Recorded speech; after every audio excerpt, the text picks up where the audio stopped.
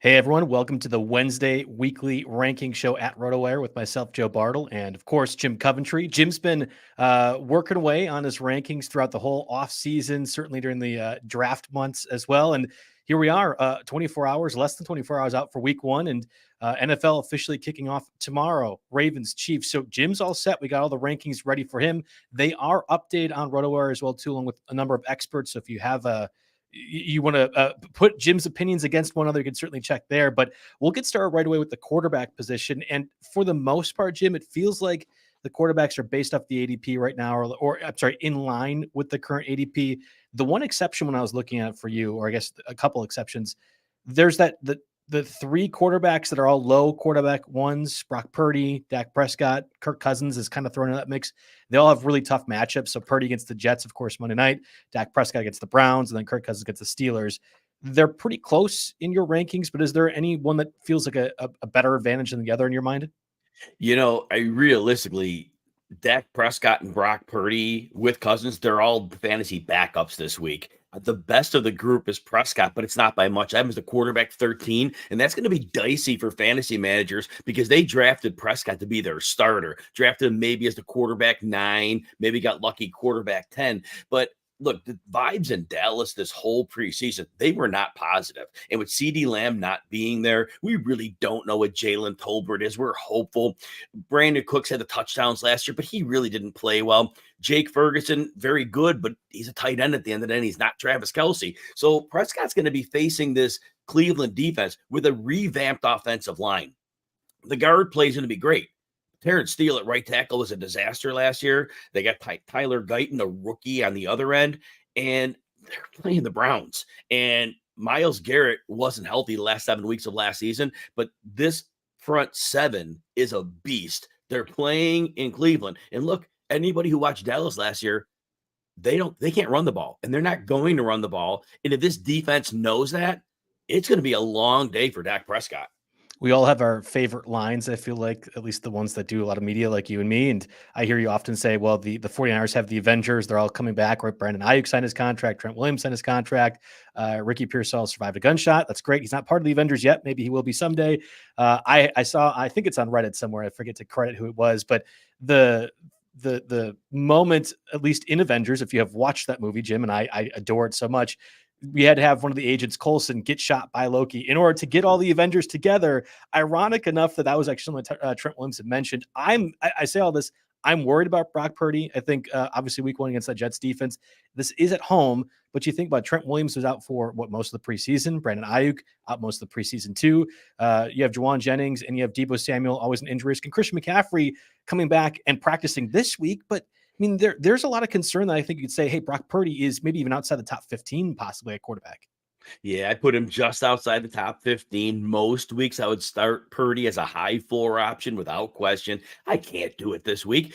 Like I said with Dallas, the vibes in San Francisco were not good. Yeah, everybody's happy right now, but all the time they'd be building chemistry. And I know this offense has already worked together, but Trent Williams, you have to think conditioning wise, it's going to be not a great week for him, playing at probably less than, full capacity, lungs and all that good stuff. And then Brandon Ayuk obviously missed a lot of camp time, and George Kittle's probably gonna have to block more than usual here. They're hoping Dominic Pooney, the rookie they drafted for the offensive line, is going to be good, but the rest of the line outside of Williams is not good. This Jets defense is no joke. They're legitimately elite on the line, at linebacker, and certainly at corner. This is like no joke of a defense, and Robert Saleh certainly knows a lot of the concepts that Shanahan wants to use from his days coaching, or not all of them because McCaffrey wasn't there. But that said, this is going to be a really rugged matchup. And don't be surprised to see the 49ers struggle to hit 14 points in this game. I was going to say the under was one of my best bets. We'll be posting that later on at RotoWire. At least we got the week one spreads for everything. I go through that the entire year. I think it was at 42 last I checked yesterday. Between the Jets and 49ers, I mean, we know the Jets also slow start. Aaron Rodgers, especially, we'll see what happens with their offense, but I think the under is a very interesting part for that matchup. So, Hey, Joe, real yeah, quick, too. When you say that, I love that bet. I always like isolating an individual team total, and I like your under on the game. I would be even happier with the 49ers under their individual team total because the 49ers defense, I'm interested to see how they come out because they have a lot of transition and players coming back from injury. But I do love your call on that game nonetheless. Oh, and I didn't know if we wanted to go full degenerate, but I actually go first half for certain teams as well too. And maybe that might be more to your point. If it's set at like 9.5 for the Niners, you'd think, well, a touchdown on a field goal, is that possible in that in 30 minutes? We'll see. That one, I love looking over all those. Like the Panthers, for example, might be another good one against the Saints. Although if Derek Carr throws a pick six, that always gets thrown into the equation. So we'll keep on. If you have Brock Purdy like you do and Dak Prescott lower, who are both quarterback ones, low end quarterback ones being drafted as such, people have to be rising up the ranks then that are not really being considered in that spot. Yeah, there's no doubt about that. Jared Goff. I mean, hey, 14 to 17 games in the dome. That's one of them. You're totally right about that. And Jared Goff this week, you drafted Goff most likely in a single quarterback league to be a backup. You probably drafted him quarterback 14-ish. I'm telling you, Joe, Jared Goff this week, I know the Lions are at home. That's always the better recipe, but they're playing the Rams. And talk about a team that is really going to struggle defensively. They lost Aaron Donald. And I know all the guys around him looked good last year because Aaron Donald was getting triple teamed. Yep. Well, that's not going to be there. They traded away Ernest Jones, their best linebacker, who was a phenomenal blitzer as well. Also, their defensive coordinator, Raheem Morris, is gone, and they bring in Chris Shula. This is a defense that is going to take, if it's going to be good at all, it's going to take a lot of time to gel. This defense is going into Detroit with this offense under Ben Johnson that's been growing for the last few years. Mm-hmm. They have all their weapons. Everybody's ready to go. Jahmyr Gibbs appears ready. Even if he wasn't, I'm still not worried. The whole Lions offense is probably going to score a ton of points. So again, betting the over on the Lions team total and starting Jared Goff at quarterback sounds like good business to me, Joe. Well, and that's one of the highest over-unders of that week one slate. Typically, I want to avoid 51, 52-point overs in week one, and we'll have to see what the kick return rules do. I don't know if you saw this. It just got announced Blake Corum is your listed starting kick returner for the Rams. One of those things that maybe we'll have to see will impact things. And we were at Vegas a couple of weeks ago for the Circa Radio Row. They had talked about, at least the bookies that were doing that, that's a 1 or 2 point bump, the kick return stuff, because maybe the field position, whatever else. But to your point, Jared Goff among that. And conversely, if we're saying the Rams, Lions rematch of that wild card playoff game is one of the highest point totals of the slate, well, then Matthew Stafford has to be part of the equation too. Yeah, there's no doubt here. They're going to have to keep up with the Lions, and the Lions have transition at corner. Terrian Arnold and Enos Rakestraw got drafted this year, and they bring back a cornerback unit. A lot of injuries last year, but the cornerback unit was not good. And Sean McVay is going to be completely ready to attack. And the other thing is, we might talk about this later in a different capacity, but the Lions are not only one of the lights out defenses against the run, they added DJ Reader. So I don't know if Sean McVay is going to waste a whole lot of time, despite his ability to run the ball. This might be the game saying, you know what, we got to keep up with them on the scoreboard, and it's going to be all about Matthew Stafford. So yes, Matthew Stafford is a fantasy starter. I have him as my quarterback 12 this week. And again, if you draft him, it's probably quarterback 18-ish. But this is a week where big scoring, he's as healthy as he's ever going to be, and his receivers are, well, Nacua is working his way back, but Cooper Kupp is allegedly completely healthy. So this is your week. If you're going to play Stafford, start him here. You can find Jim's rankings on the site. And if you just go to rotowire.com/try, right below, you get that 48-hour access to the site. No credit card needed for it. You can hear, but you can see my gambling article as well. That's getting posted. We have content daily. And if you're not just into fantasy football, but other things too, my Brewers trying to make a push for the number 2 seed. You can watch fantasy baseball content all there, rotowire.com/try. Make sure you check that out. And again, for the people who are maybe not looking at that live right now, Josh Allen, number 1 for you at quarterback, Jalen Hurts, number 2, Mahomes 3, Lamar Jackson 4, CJ Stroud 5, and then Richardson top 6, which I'd imagine if you are doing this throughout the season like you are, those top 6 are going to be interchangeable, but probably don't change too much from that group, which, whatever. Yeah, there's no doubt. No doubt with that. Go ahead. Okay, so let's go to the running backs. And, of course, the first game of the NFL season will take place tomorrow. Chiefs Chiefs and Ravens, and you have 2 of the running backs in your top 8 from that matchup. So who will produce more, you think, Derrick Henry or Isiah Pacheco? So I think Derrick Henry's the play here because now obviously Derrick Henry's a Baltimore Raven. And in past years, if the Chiefs, who can't stop the run, they're built to stop the pass, that they've been constructed that way. So if teams are trailing them, opponents are going to pass. So the defense was very carefully crafted. It's not a run defense. And there have been times in the past, though, when Henry may have been in Tennessee and facing Kansas City, they may have decided to sell out to stop him.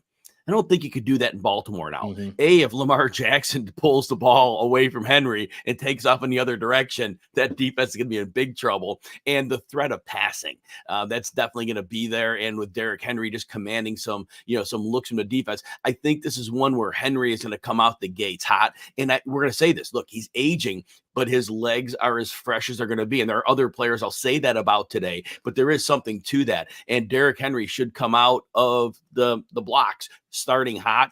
And I think the Ravens would prefer not to get into a massive shootout with Patrick Mahomes, especially with their defensive coordinator, Mike McDonald, gone. They lost a couple defensive pieces. So, yeah, I think Derrick Henry has the best ability in this slate of running backs. They're playing Thursday and Friday. No Clyde Edwards-Helaire. He's on injured reserve for the Chiefs. So Samaje Perine, who was a mention, at least for us in the Waiver Wire podcast yesterday, backing up Isiah Pacheco. Does that matter to you? Like, does Pacheco become more of a receiving threat this week because theoretically Perine can't get up to date in the offense and they have to use Pacheco more? It's a great question, and a lot of people are already thinking that Perine's going to be a big factor in the passing game, pass protection, and things like that. But Pacheco, again, this week, should see plenty of room at the second level. I do think that Baltimore last year, we saw they are not the run defense they had been in past years. Certainly Roquan Smith's an excellent defender at linebacker, but this is not a shutdown run defense. And when you're playing the Chiefs, you're game planning, knowing now that they have the rookie, Xavier Worthy, blazing speed. Mm-hmm. Defense, you have to figure out to account for that speed on the field. And I think that's already going to make a difference in week 1. So Pacheco is going to get plenty of room to get to the second level. He's not usually great after the second level, but there should be a lot of yards before contact. So it is a very nice setup for him, but I don't think he sees a ton of work to Perine this week. And in the future, it's going to be some work, but I don't think it's going to be substantial enough to be worried about Pacheco. I had mentioned the under in the Saints and Panthers total when I was talking about the quarterbacks, but you have Alvin Kamara among your top 12 running backs this week. So at least you think one portion of the Saints offense might look pretty good. Yeah, and as you know, I've been out on Alvin Kamara for fantasy this year. Last year, his broken tackle rate was less than 15%. Yards after contact was like 28%. Yards after the catch was 24th. He was clearly in steep decline. But as we say, volume's king in fantasy football. Kendre Miller is on the 4-game, injured list. He's not going to be around. I don't think Jamal Williams, although he is the number 2, we saw he was washed last year. So I think this is one of those games where Alvin Kamara, again, like I said earlier with Henry, this is as fresh as his legs are going to be. And this is the week against Carolina. Carolina struggles to cover receiving running backs. That's an area of weakness. And I do think Alvin Kamara is going to get his share of passes out of the backfield.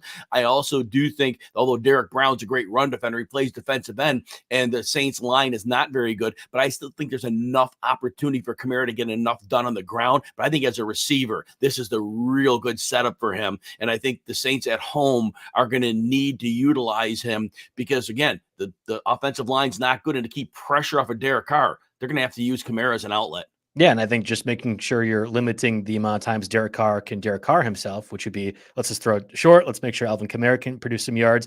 Not that you don't want to take advantage of a deep throw when you have Rashid Shaheed and Chris Olave on your roster. Just let's pick and choose the times. And when that doesn't work, Alvin Kamara might be utilized. And that doesn't seem like a recipe for success for wins. But against the Panthers, that might actually work out just fine. So I agree with you. Alvin Kamara is certainly a name to monitor.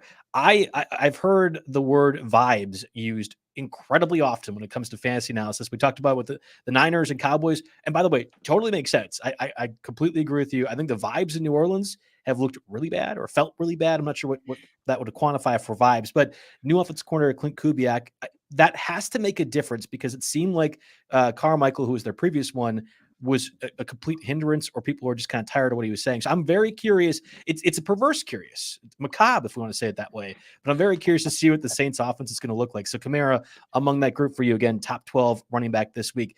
I was shocked when perusing your rankings, Jim, that you have not one, but I think two risers, or at least higher than your ADPs from, of all games, the Broncos Seahawks. Between Kenneth Walker and Javonte Williams, I don't think I've seen an analyst higher on either one of those guys than you are. Yeah, and again, my ADP is lower on them, but matchup styles make fights, right? Mm-hmm. And Kenneth Walker, especially, this is the first time we're going to see the Ryan Grubb offense. We kind of already know it's going to be a spread out offense. Well, remember, Kenneth Walker in the past, it was 2 tight end sets, the majority of, not the majority, but way more than league average. And of course, Pete Carroll's the head coach, so we knew there'd be a directive to run, and defenses were able to, compensate and kind of aggressively attack the run. Until there's a book out on Ryan Grubb, which is going to take a week or two before there's some kind of an idea, I think they have a tactical advantage. And the Seahawks camp's been buzzing about Kenneth Walker because they're getting him into space in practice. Well, that's going to be a situation here. And the Broncos, the defense overall is decent, but they are not a strong unit against the run. This is one that you can punish on the ground, especially with an explosive runner. And I do think this is a week where Kenneth Walker has maybe 2 big runs in this game. That wouldn't surprise me at all. And also, Seattle is projected to be a favorite here. And so I see them playing with the lead, and that certainly helps Kenneth Walker's opportunity for a little extra volume as well. I was going to mention rookie quarterbacks making their debut week 1 are 16, 35, and 1. Of course, that's going to apply to 3 of them: Caleb Williams, Jaden Daniels, and Broncos Bo Nix. You had Javonte Williams relatively high. I'm curious. I mean, like, you can lose the game, like I think the Broncos will. They are actually one of the least favored teams entering week 1, but you can produce fantasy numbers if that's the case. I am of the belief that Sean Payton is trying to play this on all Madden, that he's intentionally and deliberately making things harder for himself by drafting a guy like Bo Nix way higher than ADP, getting rid of all the players that might matter offensively and relying on the Marvin Mims of the world. There's an ego and there's a hubris to it, but I might be just more negative on Sean Payton because I didn't like his Netflix movie when that happened a couple of years ago. So where are you with Javonte Williams and, to a lesser extent, Jaleel McLaughlin? Can Bo Nix make this rushing attack and those guys who are importantly pass catchers too matter for fantasy this week?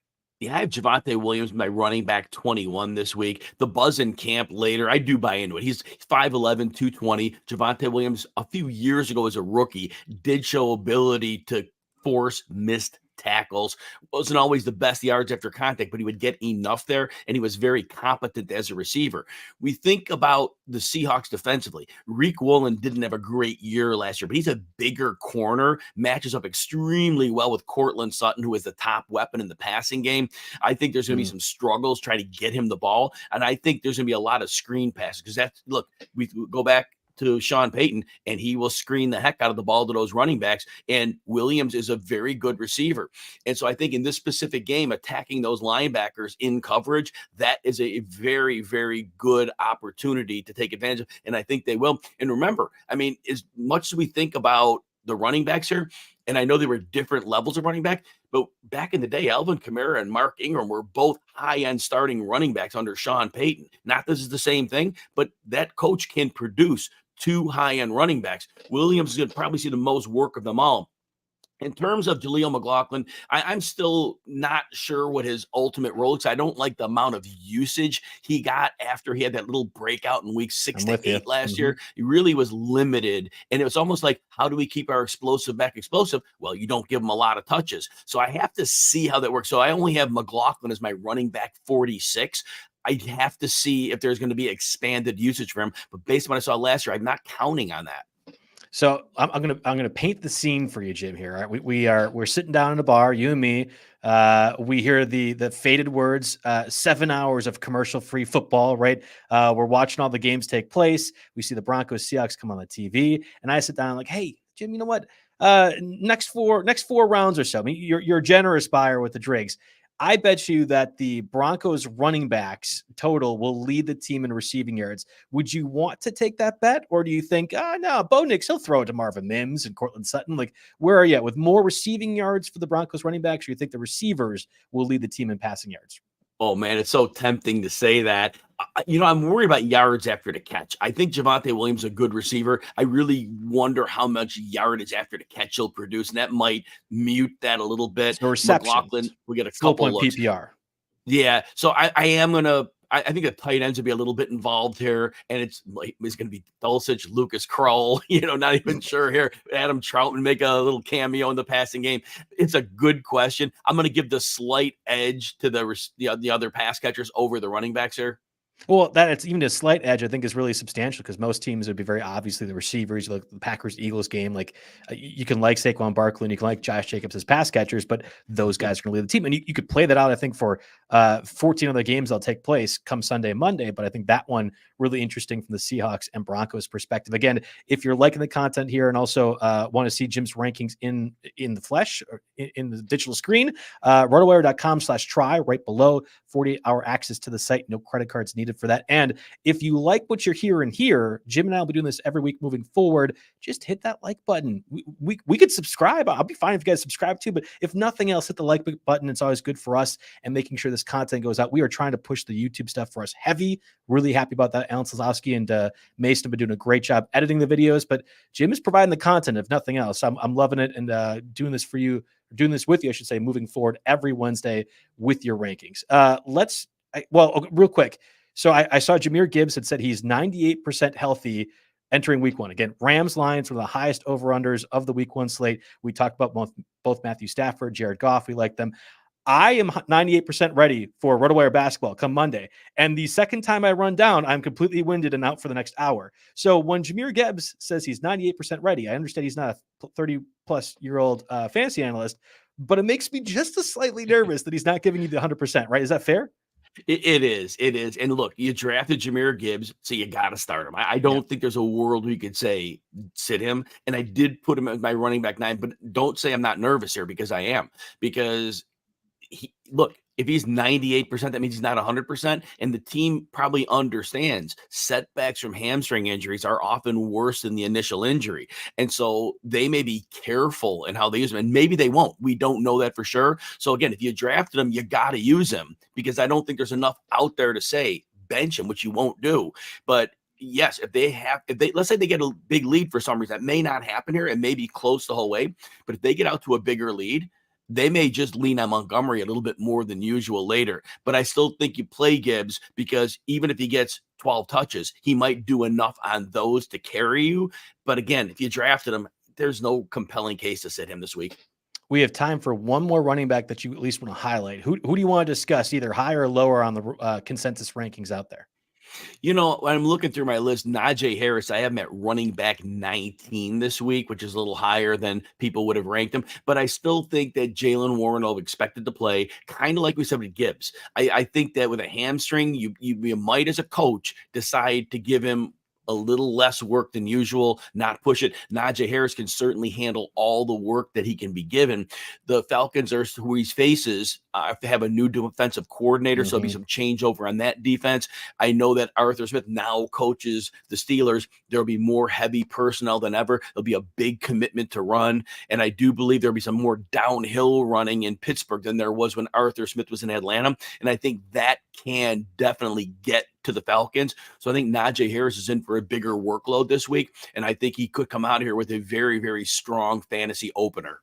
Jalen Warren is expected to play in this game, but of course he got injured during the preseason. One of those number of guys like Hopkins and Marquise Brown, who you're like, well, maybe he'll be available for week one. Maybe he won't be, much like Jahmyr Gibbs in that instance too.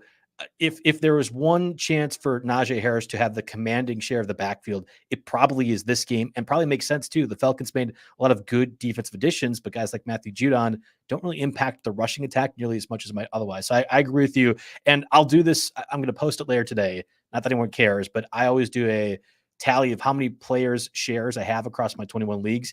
Najee Harris won't be number one, but I think he'll probably be among the 3 or 4 most rostered guys. And part of it was the cheap price tag, but also part of it, like what you mentioned, Arthur Smith, he hates fantasy football managers, but he loves running the ball. I think Najee Harris is going to be more impactful, and certainly on week one. I like that call a lot. At receiver, again, we've mentioned Matthew Stafford, Jared Goff. So as a result, Cooper Kupp becomes a top 10 player for you. Is Puka Nacua in that range? Like, are you assuming both those guys just get a premium because of this high matchup? I think so. I think there'll be enough to eat the cornerback play, as I mentioned earlier. Look, the two rookies, Rakestra and Arnold, we don't know what they're going to be, but my guess is they're not going to be able to keep up with the Rams in week 1. If they're going to be good, it might be a little bit later.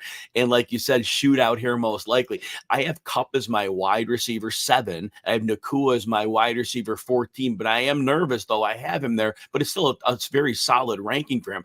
I want to point this out, though. Cooper Kupp was the talk of camp.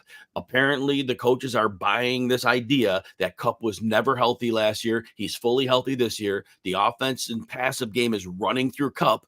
And if that's the case, I want to point this out. So last year, Kupp was on the PUP list to start the season, missed 4 games, right? Well, when Kupp returned, Puka Nacua had 43 or fewer yards in 4 of 7 games once Kupp returned with only 1 touchdown.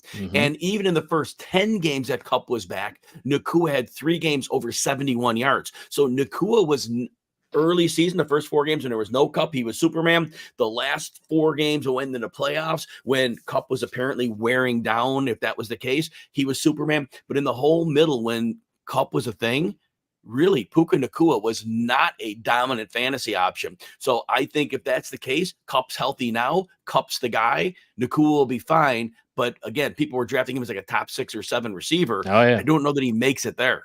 We had a question in the chat, and we're doing ranking stuff, so I don't really do questions too often. But somebody asked, should I trade Nacua for Jahmyr Chase? And of course, Jahmyr Chase, we still have no word in his contract extension. This possibly could play out into the regular season. Not sure what Chase's plan is for that, but if you have drafted Chase, let's say you go to windfall, even at pick 11, would you be trading Chase for Nacua in that instance? It's all about risk management. Look, historically, the Bengals, they would freak me out. They did pay Burrow, but they really freak me out when it comes to paying non-quarterbacks. And there is a world where they just, put a hard line down. And if Chase plays that same hard line and says he's done, if you don't want to take that risk of Chase not showing up, get what you can for him. Otherwise, you have Jahmyr Chase. So it's really risk tolerance. If it were me and I drafted Chase, I'd probably hang on to him, assume he's there, but he may not be. So that's my answer. It's all about your level of risk. If you want to have a guaranteed set of points in your lineup every week, acquire Nacua. If you want who could be the best fantasy football receiver, but with the risk as of right now, then you go Chase. Again, this is a ranking show, but to answer that question, and what I feel like I'm hearing from you is you're going to have to overwhelm me to move off of Jahmyr Chase. And I'm already kind of a little overwhelmed with the news or lack of news for Jahmyr Chase. So I'm ready to move it. But if I got Nacua and let's just say a round 7 or 8 running back, let's sprinkle in a DeAndre Swift, or let's throw in a Jonathan Brooks so you can stash in your IR or something, then I'm making that deal. But if it's straight up receiver that was being drafted after for Jahmyr Chase, there's a reason you drafted Jahmyr Chase in the first place. You're going to stick it out. Now, I don't understand Jahmyr Chase's perspective. Correct me if I'm wrong, Jim. You've probably read more than I have.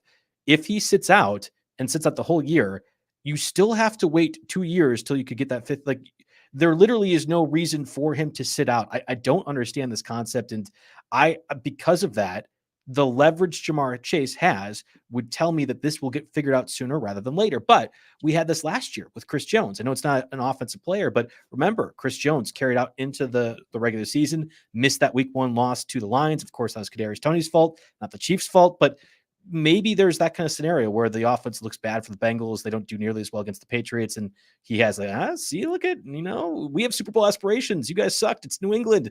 And then a deal comes to place. But I have had this question asked to me often, and it's some variation. I'll pose it to you, Jim.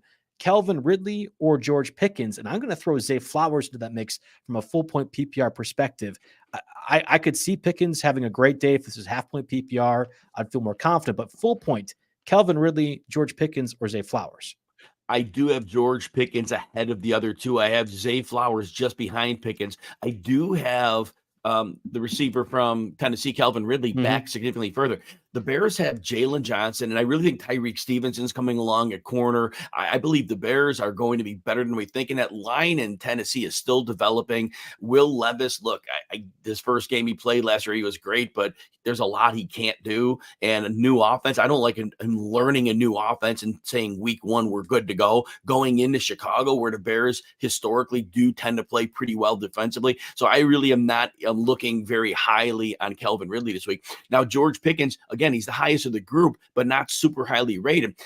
Again, first week of this offense, Russell Wilson. I really think that the Falcons facing them, AJ Terrell will probably see quite a bit of George Pickens. I don't know that he shadows, but AJ Terrell, a pretty good physical corner.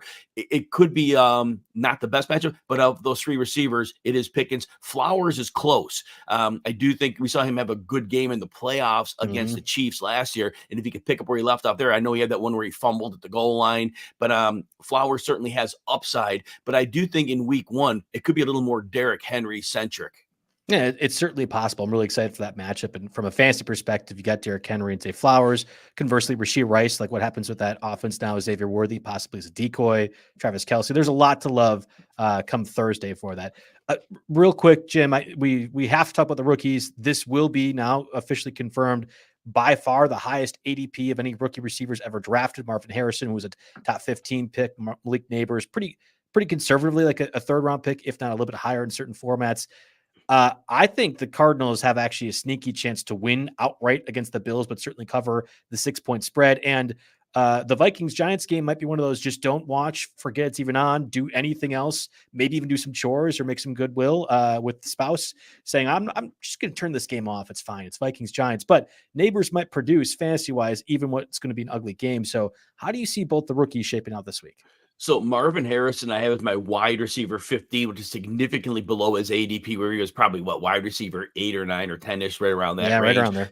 I am a little bit lower. The Bills, I think what people are not understanding is I know they lost a lot of players in the offseason. I think people are sleeping on the fact that their 3 cornerbacks that are starting are really, really good. Rasul Douglas, for what he does in that system, very good player. He's bounced around teams, been with Philly, been with the Packers, and now with them. But Christian Benford has really developed into a very good corner. And their slot corner, Taron Johnson, had a really good year last year. They understand how to play under Sean McDermott's system. So I think overall, the Cardinals are going to have to score a lot of points, but I think this might be more of a Trey McBride and James Conner week than it is a Harrison week. So Harrison might be okay in getting targets, but this is not a good matchup. And I think the Bills defense is going to be a little better than people think. I know Matt Milano is out, which is why I like McBride. And then you asked about the other one, Malik Nabers. I have him down at wide receiver 28. Well, here's why. Brian Flores is going to blitz the house all day long for the Vikings because that's what he does. Daniel Jones is his first game back from an ACL. Daniel Jones is going to be under this. Not that the blitz have brought in a ton of pressure, but with Daniel Jones, he's a blitz coming. And if he sees, like, Stephon Gilmore is probably going to play quite a bit on Nabers, and Gilmore might be older, but Gilmore's physical. They have Shaq Griffin on the other side too. And both of them could hold up for 2 seconds in coverage. And if you're blitzing, Daniel Jones is going to default off to Wan'Dale Robinson in the slot because he's going to have to get rid of the ball. He's not going to have time to process the play. So I think with that visual of the blitz coming, Daniel Jones is not the guy I want throwing the ball. Yeah, or default just to scramble, run away, which we know is arguably one good thing that Daniel Jones can do as a quarterback. I had made this case yesterday in the Tuesday Waiver Wire podcast, and I actually feel even more confident saying it today.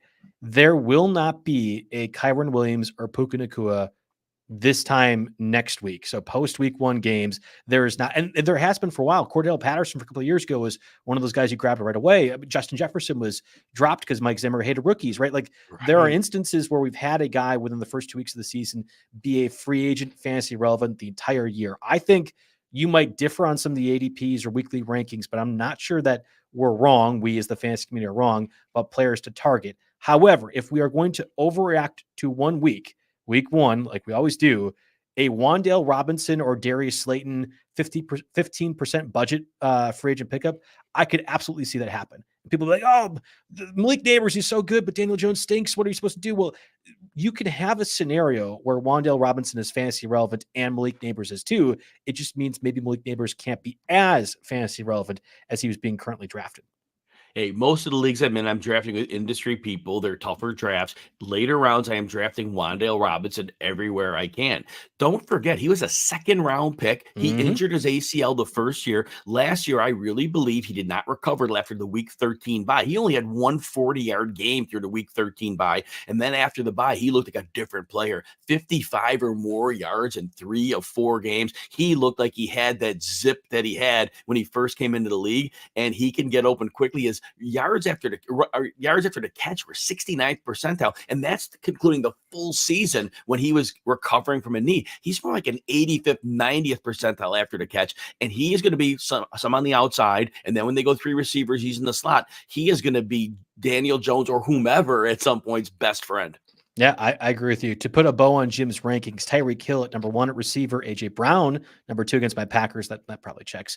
Justin Jefferson, number 3, Amon-Ra St. Brown, 4, Garrett Wilson, 5, and then Drake London at number 6 among those top receiver options for week 1. Just so everyone is aware, we do have a RotoWire Picks app that's out right now.